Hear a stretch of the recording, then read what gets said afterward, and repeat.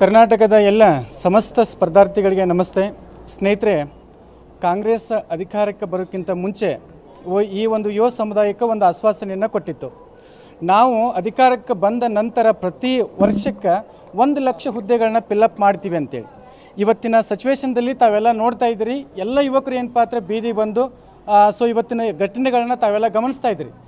ಕಾಂಗ್ರೆಸ್ ಸರ್ಕಾರ 3 ವರ್ಷದ ಅವಧಿ ಒಳಗೆ ಯಾವ ಒಂದು ಹುದ್ದೆಯನ್ನು ಫಿಲ್ಲಪ್ ಮಾಡ್ತಾ ಇಲ್ಲ, ಮತ್ತು ಆಶ್ವಾಸನೆಯನ್ನು ಏನು ಕೊಟ್ಟಿತ್ತು ಆ ಆಶ್ವಾಸನೆಯನ್ನು ಈಡೇರಿಸ್ತಾ ಇಲ್ಲ.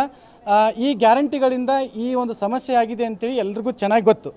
ಆದರೆ ಈ ಒಂದು ಸಮಸ್ಯೆ ಏನೈತಲ್ಲ, ನಾವು ಕರ್ನಾಟಕ ರಾಜ್ಯದಲ್ಲಿ ಸರಿಸುಮಾರು ಒಂದು 15 ಲಕ್ಷಕ್ಕಿಂತ ಹೆಚ್ಚು ಅಭ್ಯರ್ಥಿಗಳು ನಾವೆಲ್ಲ ಸುಮಾರು ವರ್ಷಗಳಿಂದ ಓದ್ತಾ ಇದ್ದೀವಿ.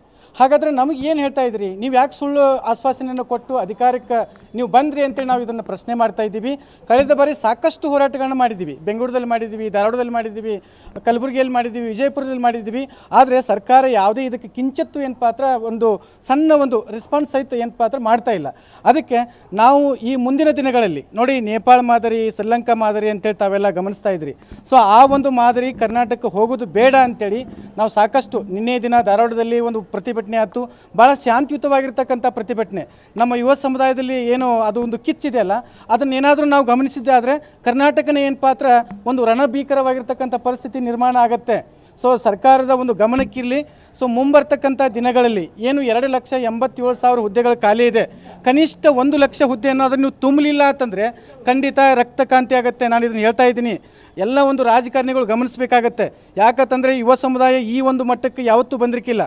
ಆದರೆ ನಮಗನಿಸ್ತಾ ಇದೆ 3 ವರ್ಷದ ಅವಧಿ ಒಳಗೆ ಯಾವುದು ಒಂದು ಹುದ್ದೆಗಳನ್ನು ಫಿಲ್ಲಪ್ ಆಗ್ತಾ ಇಲ್ಲ. ಲಕ್ಷಾಂತರ ಯುವಕರು ಏನು ಪಾತ್ರ ಇವತ್ತು ಬೀದಿಗೆ ಬರುವಂಥ ಸಿಚುವೇಶನ್ ನಿರ್ಮಾಣ ಆಗಿದೆ. ಆ ಕಾರಣಕ್ಕಾಗಿ ಸರ್ಕಾರ ತಕ್ಷಣ ಎಚ್ಚೆತ್ತುಕೊತ್ತು ಇವತ್ತು ನಾವು JDS ಕಚೇರಿಗೆ ಬಂದು ಸನ್ಮಾನ್ಯ ಶ್ರೀ ದೇವೇಗೌಡ ಸಾಹೇಬ್ರನ್ನ ಭೇಟಿ ಮಾಡಿದ್ದೀವಿ. ಇವತ್ತು ಅವ್ರ ಸಪೋರ್ಟ್ ನಾವು ತೆಗೆದುಕೊಂಡಿದ್ದೀವಿ. ಮುಂದಿನ ದಿನಗಳಲ್ಲಿ ಮತ್ತೆ ಏನು ಪಾತ್ರ ಈ ಒಂದು ಸಿಚುವೇಶನ್ ಏನು ಪಾತ್ರ ಮುಂದುವರಿದು ಬೇಡ.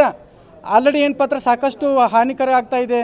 ಸಾಕಷ್ಟು ಯುವಕರ ಆತ್ಮಹತ್ಯೆಗೆ ಸುಸೈಡ್ಗೆ ಬಲಿ ಆಗ್ತಾ ಇದ್ದಾರೆ. ಯಾಕಂದರೆ ಲೈಬ್ರರಿ ಫೀಸ್ ಕಟ್ಟೋಕ್ಕಾಗ್ತಾ ಇಲ್ಲ. ಒಂದು ಸಮಸ್ಯೆ ಮನೆಯೊಳಗೆ ಏನು ಪಾತ್ರ ಸಾಕಷ್ಟು ನಿರ್ಮಾಣ ಆಗ್ತಾ ಇದೆ. ಯಾಕಂದರೆ 5 ವರ್ಷ 10 ವರ್ಷದಿಂದ ಏನು ಪಾತ್ರ ನಾವೆಲ್ಲ ಕೂತು ಓದ್ತಾ ಇದ್ದೀವಿ. ಅದಕ್ಕೆ ಈ ಪರಿಸ್ಥಿತಿಯನ್ನು ಕೈ ಮೀರಿ ಹೋಗೋಕ್ಕಿಂತ ಮುಂಚೆ ಮಾನ್ಯ ಘನ ಸರ್ಕಾರ ಅಂತ ಹೇಳ್ತಾ ಇದ್ದೀನಿ ನಾನು, ಇದನ್ನು ಎಚ್ಚೆತ್ತುಕೊಂಡು ಕನಿಷ್ಠ ಹುದ್ದೆಗಳನ್ನ ತಕ್ಷಣ ಏನು ಪಾತ್ರ ಇದನ್ನು ನೀವು ನೇಮಕಾತಿ ಮಾಡಲಿಕ್ಕೆ ಆರಂಭ ಮಾಡಲಿಕ್ಕೆ ಒಂದು ಆದೇಶನ ಕೊಡಬೇಕಾಗತ್ತೆ. ಒಳ ಮೀಸಲಾತಿ ಮುಗೀತು, ಆಮೇಲೆ ಅದು ಯಾವುದು 56% ಮೀಸಲಾತಿ ತೆಗೆದುಕೊಂಡು ಬಂದ್ರಿ. ಇಂಥವೆಲ್ಲ ನಾಟಕಗಳು ಎಲ್ಲ ನಮ್ಗೆ ತುಂಬ ಚೆನ್ನಾಗಿ ಗೊತ್ತಾಗುತ್ತೆ. ಯಾಕಂತಂದರೆ ಸರ್ಕಾರ ಮನಸ್ಸು ಮಾಡಿದ್ರೆ ಒಂದು ವಾರದಲ್ಲೇ ಏನು ಪಾತ್ರ ಈ ಮೀಸಲಾತಿ ಪ್ರಾಬ್ಲಮ್ ಮುಗಿಸ್ಬೋದು. ಕೋರ್ಟ್ ಹೇಳಿದೆ 94%ಗೆ ನೀವು ಯಾವುದೇ ರೀತಿ ಅಬ್ಜೆಕ್ಷನ್ ಇಲ್ಲ, ನೀವು ಮಾಡಿರಿ ಅಂತೇಳಿ ಕೋರ್ಟ್ ಹೇಳ್ತಾ ಇದೆ ಅಂತಂದರೆ ಅದನ್ನು ನೀವು ಆ ರೀತಿ ಮಾಡ್ಬೋದಾಗಿತ್ತು. ಆದರೆ ನಿಮ್ಮಲ್ಲಿ ಏನು ಪಾತ್ರ ಸರ್ಕಾರ ಪಾಪರಾಗಿದೆ ಅನ್ನೋದೆಲ್ಲ ಗೊತ್ತಾಗ್ತಾ ಇದೆ.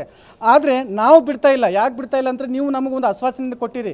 ಏನು ಕೊಟ್ಟಿರಿ ಅಂತಂದರೆ 1 ವರ್ಷದ ಅವಧಿಯೊಳಗೆ 1 ಲಕ್ಷ ಹುದ್ದೆಗಳನ್ನ ಫಿಲ್ಲಪ್ ಮಾಡ್ತೀವಿ ಅಂತೇಳಿ.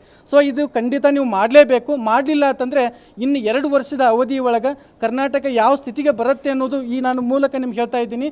ತಕ್ಷಣ ಎಚ್ಚೆತ್ತುಕೊಂಡು ಮುಂದಿನ ಈ ಒಂದು ವಾರದ ಅವಧಿ ಒಳಗೆ ಏನಾದರೂ ತುಂಬಲಿಲ್ಲ ಅಂತಂದರೆ ಮತ್ತೆ ನಾವು ಉಗ್ರವಾಗಿ ಹೋರಾಟ ಮಾಡಬೇಕಾಗತ್ತೆ. ಇದನ್ನು ಸರ್ಕಾರಕ್ಕೆ ನಾನು ಎಚ್ಚರಿಕೆ ಕೊಡ್ತಾ ಇದ್ದೀನಿ. ನಿಮ್ಮೂರಿನಿಂದ ವಿಶ್ವ ಮಟ್ಟದವರೆಗೆ ರಾಜಕೀಯ, ಸಿನಿಮಾ, ಸ್ಪೋರ್ಟ್ಸ್ ಯಾವ ಸುದ್ದಿಯೂ ಮಿಸ್ ಆಗಲ್ಲ.